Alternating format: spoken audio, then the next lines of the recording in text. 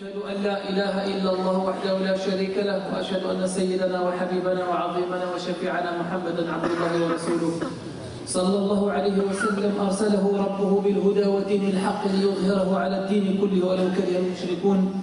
أما بعد فإن أصدق الحديث كتاب الله عز وجل وخير الهدي هدي محمد صلى الله عليه وسلم وشر الأمور محدثاتها وكل محدثة بدعة وكل بدعة ضلالة وكل ضلالة في النار. اللهم أجرنا من النار.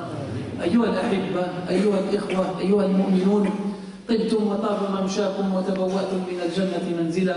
نسأل الله عز وجل أن يقوينا وأن يجعلنا أحبة وأن يجعلنا إخوة متآخين في جلاله وأن يجعلنا من الذين يدخلون الجنة ويحشرون مع النبي عليه الصلاة والسلام، وأن يجعلنا من الذين يسمعون فيعملون ويخلصون العمل لله. الجو بارد جدا أيها الإخوة، وفي إخوة في الخارج، لذلك سنحاول أن نختصر هذه الخطبة. Donc il fait très froid dehors et il faut penser à nos frères qui sont à l'extérieur, et c'est pour cela on va essayer aujourd'hui de raccourcir le sermon, Inch'Allah, en pensant à nos frères et à une pensée à nos frères qui sont à l'extérieur et à nos frères qui sont debout parce qu'il n'y a pas de place.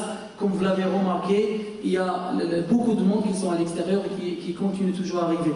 فنطلب الله عز وجل أن يجعلنا من الذين يخلصون في أعمالهم إنه سميع مجيب. يكون كلامنا اليوم أيها الإخوة، حديثنا اليوم حول خلق للأسف خلق سيء انتشر عند المسلمين. والله عز وجل أمرنا أن نربي أنفسنا وأمر النبي عليه الصلاة والسلام بتربيتنا. Donc Allah عز وجل appelle à la bonne éthique, appelle au bon comportement. Il a demandé au prophète عليه الصلاة والسلام de ne passer ou de ne parler de ce bon comportement. Et pourquoi? Pour que, quand on rencontre Allah Azza wa Jalla, il soit satisfait de nous. Aujourd'hui, on parle d'un mauvais comportement. Malheureusement, il se trouve beaucoup aujourd'hui, il est beaucoup répandu entre nous. Même les pratiquants, même les gens qui font la prière, même dans les familles, qui est une source de problèmes. وهو سبب في كثير من المشاكل. وهذا الخلق الذميم، الخلق الذي يبغضه الله عز وجل، تكلم عنه سبحانه وتعالى في سورة الحجرات: يا أيها الذين آمنوا اجتنبوا كثيرا من الظن إن بعض الظن إثم. Allah subhanahu wa ta'ala nous rappelle dans le Coran al-Karim d'éviter et de s'éloigner de ce mauvais comportement qui est su'ad-dhann. Su'ad-dhann, c'est la conjecture, les conjectures ou bien les préjugés ou bien les suppositions.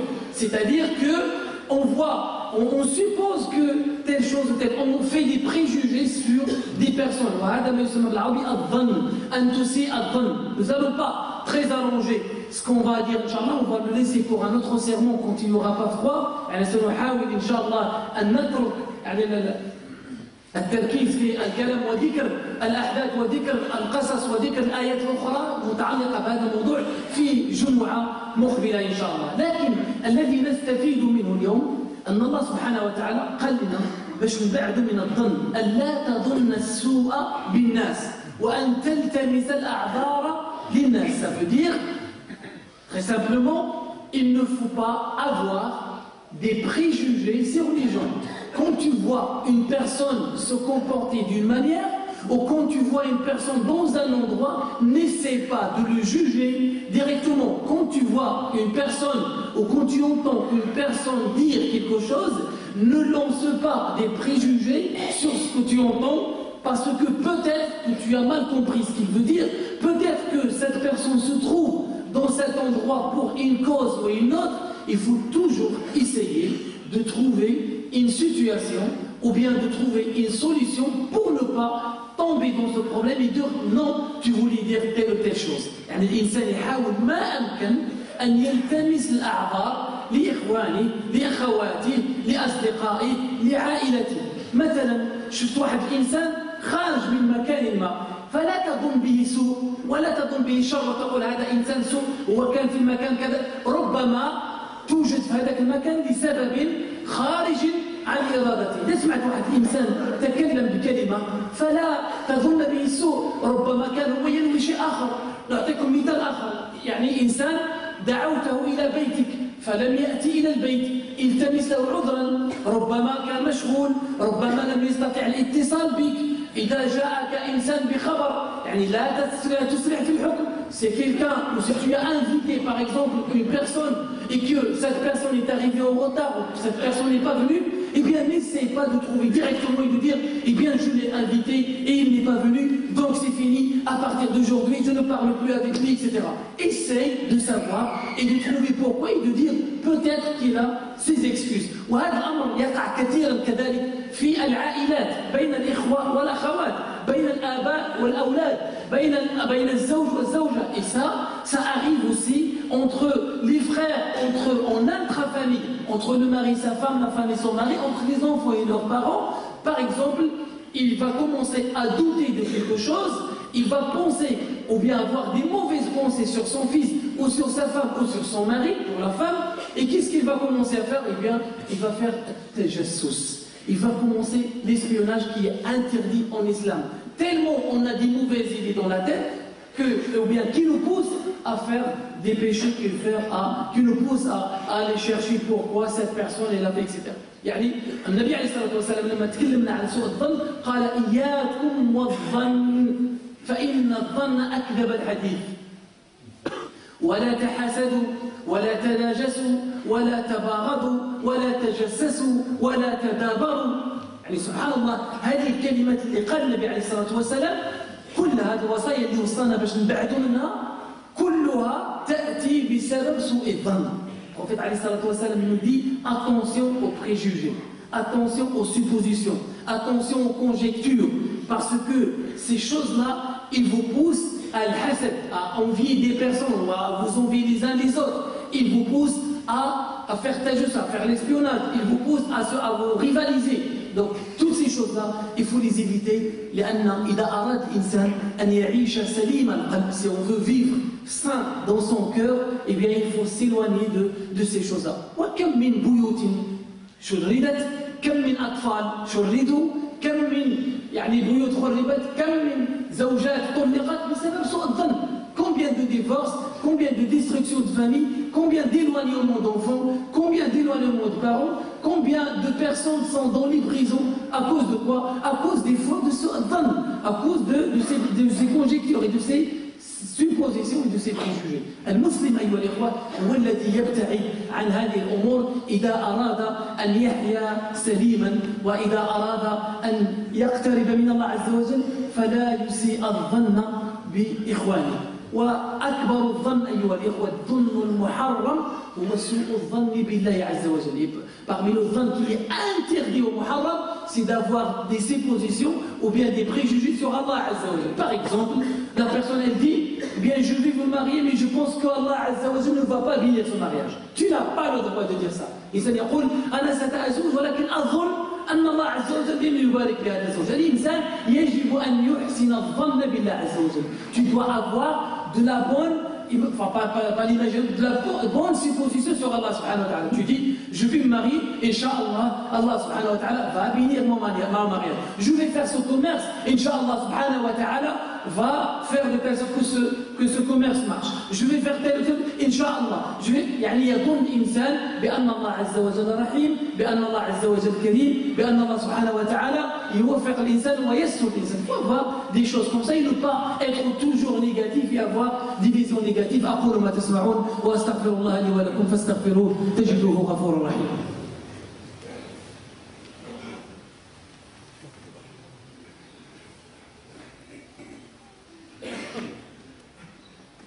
الحمد لله رب العالمين والصلاة والسلام على خير الأنبياء والمرسلين سيدنا محمد وعلى آله وصحبه وسلم تسليما.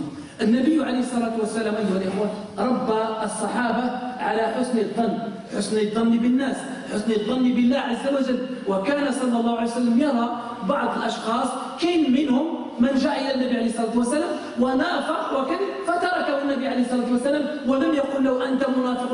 Donc à l'époque du prophète عليه الصلاة والسلام, il y avait des gens, le prophète عليه الصلاة والسلام, il savait que cette personne a menti, il savait que ça, et il ne voulait pas le divulguer devant les gens et il le laisse عليه الصلاة والسلام. Il dit peut-être qu'il va revenir, Allah subhanahu wa ta'ala, il le couvre pour qu'il revienne, pour qu'il se repentisse, Allah subhanahu wa ta'ala. وأحسن إلى من أساء إليك أحسن إلى من أساء إليك. هذه من الحلول التي تبعدك عن سوء الظن. Essaye de faire du bien à celui qui te fait du mal. C'est très difficile des fois. يعني صعب جدا نعم صعب جدا أن يحسن الإنسان إلى من أساء إليه. C'est difficile de faire du bien à celui qui te fait du mal, mais tu seras gagnant auprès d'Allah subhanahu wa ta'ala. يقول ابن القيم رحمه الله وددت لو أني مع إخواني كما كان ابن تيمية رحمه الله مع أعدائي.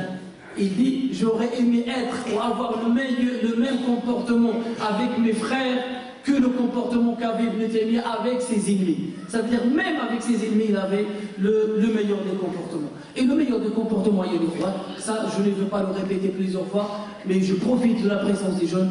Le meilleur des comportements, il faut l'avoir avec vos parents avant qu'ils partent, avant qu'ils ne soient plus là. Là, aujourd'hui, on va faire 2 janazas. Nous avons un frère né en 1900, un papa né en 1939 et juste à côté un jeune né en 1979. On va faire la prière sur eux aujourd'hui. Vous voyez, la fin c'est la mort. Donc le frère qui est là, rahimahullah, peut-être que les deux sont des papas, ils ont des enfants, et bien profitez de la présence de vos parents avant qu'on arrive à ce jour-là. Parce que quand il arrive ce jour, tu ne peux plus rien faire. Tu ne peux plus aller le voir et le prendre dans tes bras. Tu ne peux plus lui demander le pardon. Tu ne peux plus le sortir avec lui ou bien jouer avec lui ou rigoler avec lui, c'est fini. يعني إذا وصل الإنسان لهذا الحال أن يموت الإنسان فيعني يضيع من كل شيء. لا تستطيع أن تكلمه ولا تستطيع أن تأخذه في حضنك ولا تستطيع أن تلعب ولا تستطيع أن تضحك. إذا مات ابن آدم يعني خلاص ذهب إلى ربه.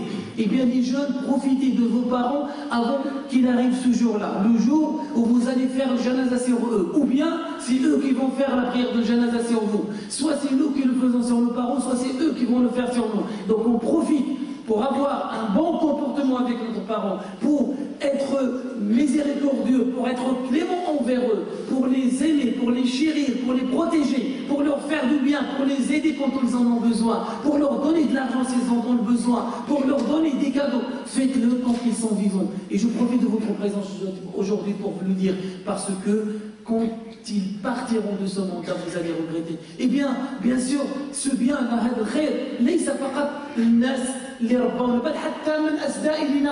ce bon comportement, on doit le faire même envers ceux qui nous ont fait du bien, parce qu'il y a des personnes qui se plaignent, des papas et des mamans qui ont éduqué des enfants qui n'ont pas leurs parents et qui ont été éduqués par d'autres parents, par d'autres papas et d'autres mamans. Eh bien, eux, ils disent, eh bien bon, c'est pas grave, c'est pas mon père, c'est pas ma mère, donc je ne me comporte pas avec lui de la meilleure manière, parce que les seuls qui veulent, ou les seuls envers qui je dois avoir le meilleur comportement, ce sont mes parents. لا حتى الذي ربك، حتى اللي كبرك، حتى الذي أطعمك، حتى الذي سقاك بإذن الله عز وجل، يجب أن تحترمه، يجب أن تطيعه في طاعة الله عز وجل. وأختم بالدعاء لإخواننا الذين يعني المرضى، الله عز وجل أن يعجل لهم بالشفاء وأن يرحم جميع أموات المسلمين وأن يصلح أولادنا إنه سميع مجيب. والإخوة, donc pour les frères, je termine par ce message. J'ai entendu le frère Tar en train de parler de la mosquée et de l'argent et de la crise. Ben j'espère qu'Allah, Inch'Allah, Allah Azza wa Jal va nous envoyer quelqu'un, peut-être qui va résoudre ces problèmes-là, bi'idnillah Azza wa Jal. Vous savez, après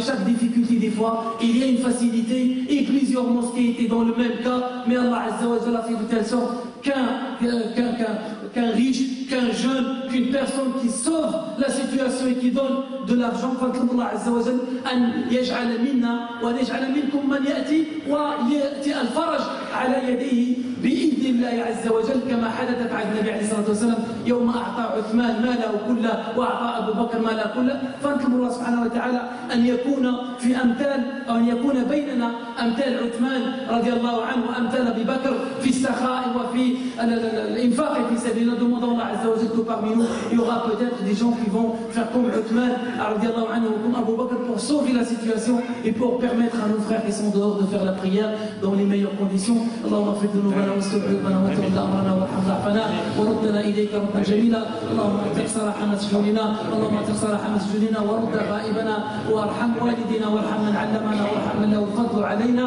اللهم اجعلنا من الذين يسمعون ويخلصون العمل لله. سبحان ربك رب العزة عما يصفون وسلام على المرسلين والحمد لله رب العالمين.